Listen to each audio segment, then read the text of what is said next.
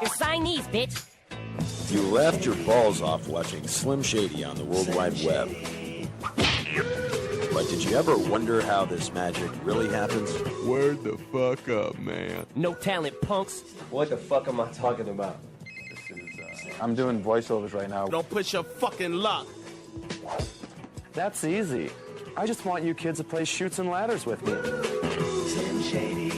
Take that, bitch. Motherfucker! Hey, yo, what's cracking, bitch?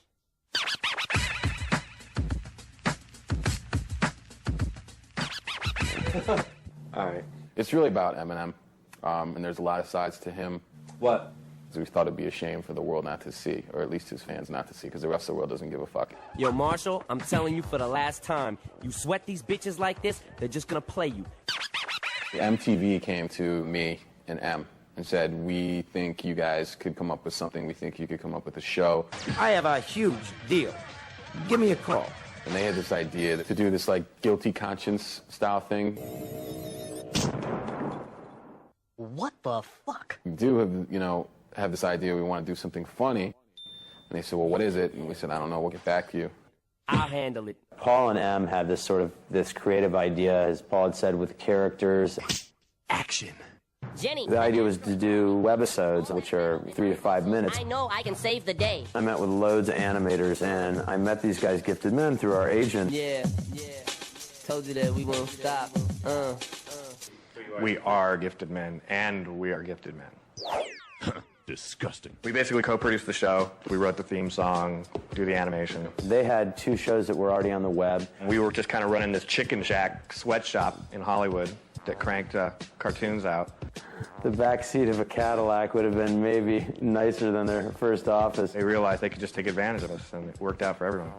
Gifted Men, though, was actually doing animation and was delivering every week. Produce this, ass fuck.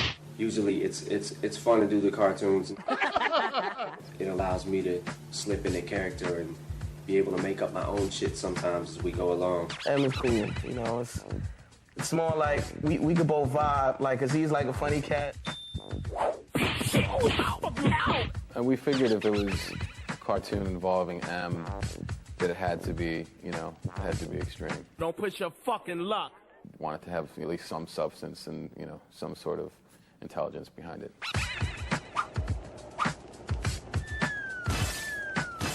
We wanted it sort of to be like a dysfunctional Happy Days. We actually went through a slew of different writers, and, it had to be high-quality stuff. Matt got it and knew what we were trying to do with it. That's the price of initiation, my man. This was really an opportunity to vent a little, and to get crazy. Damn, suck this cock, ho! Also to do something funny. I gotta meet Charlie Sheen and Max and snitches. So I jumped at the opportunity. We locked him up in a room until he was done, and we paid him very little. But we're bigger than him. Check it out, trick. Just in case you give a shit, here's how they really do it. So what about the Beastie Boys part? I don't have a problem with the Beastie Boys part. I just don't want Slim to say that he likes him. Can we have one of them wearing an Eminem Sucks t-shirt? And, obviously with anything, you go over the script and you make the changes. You still get, 19-year-old groupies. I like to know that I'm writing the story that the producers and or the actors agree upon. Can we just get rid of that character? We're not doing it for shock value. We just kind of say what people are thinking. The guy who we have writing the series often comes up with some ideas on who to pick on. Every time he sees some overhyped bullshit celebrities, gotta beat him down? And sometimes I think it's just people that he particularly doesn't care for. All right, big guy, let's dispense with the reality check. So there's not even anything personal by it. Step off, G-Dog! Excuse me, that's my agent. The Big D character is based on just like a school bully, and I don't think it's one school bully in particular. Big D's the kind of guy where you just see him in the street, he sees someone in the street, and we'll just step to them and give him his peace of mind. Ken Kniff is just, the funny gay character. Kniff is primarily, he's the point guard through which the offense is run for the plot. Susan is just based on sort of cute alternative chick who dyes her hair purple You know, Dave is the stoner kid. And Marshall is based on the pre-Eminem days, pre-rapping Marshall Mathers. Usually I do Marshall, I do Slim, I do Ken Kniff. He's adorable. I usually try like a lot of the guest, little guest appearances and shit. I usually try them. If I can't get them, then somebody else will get them. I'm a jack of all trades, master of none. To do the voiceovers, I don't gotta get into character. Like, there's no like little ritual I go through or anything. It's not like I gotta sit there and act myself to do it. You see the line and just run with it. He looks like a narc. Hold on, talk about this on. He looks like a narc. Call me Screech. I'm new in town. Hey, can you show me where room 203 is? Everybody's always relating something to a movie or a part. I saw you in that movie, The Beach, biatch, and you suck too, motherfucker. I like the D character. Don't ever click the fucking channel, you goddamn bitch. Do that with it. Man, don't ever click when you were doing that one. I do all kind of characters, but as far as, how much they pay.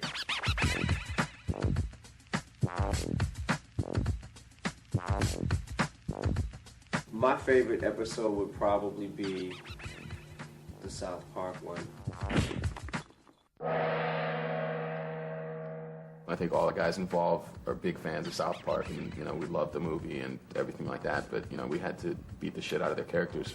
How can you talk with my balls in your mouth? I don't know. I kind of like the Oz episode where Ken Kniff, grabs Adebisi's hat.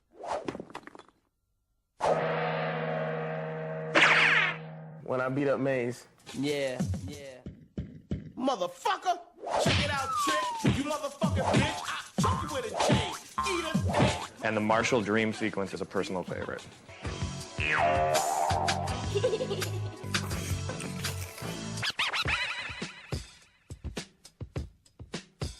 A lot of people, ask and think, is the guy wild? Is the guy crazy?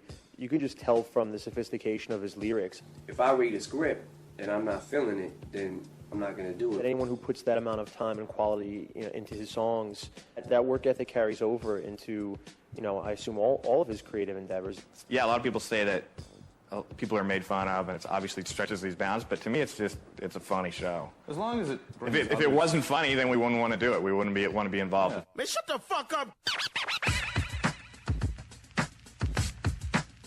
We actually did one episode that everybody agreed just didn't work. It's that punk Slim Shady again. The first script was wrote by gifted men.